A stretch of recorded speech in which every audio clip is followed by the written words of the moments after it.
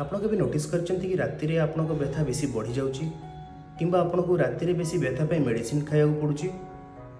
ନମସ୍କାର, ମୁଁ ଡକ୍ଟର ଶୁଭମ ଆନନ୍ଦ, ଆପଣଙ୍କ ଯନ୍ତ୍ରଣା ବିଶେଷଜ୍ଞ।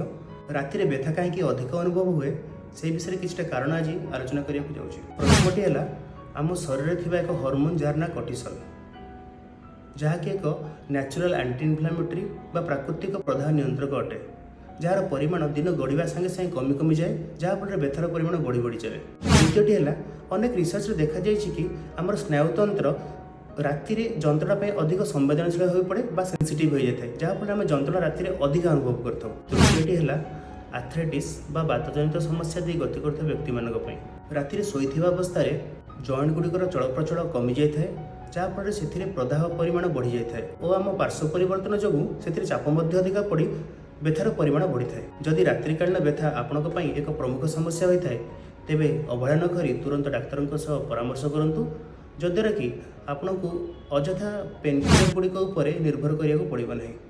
ଧନ୍ୟବାଦ।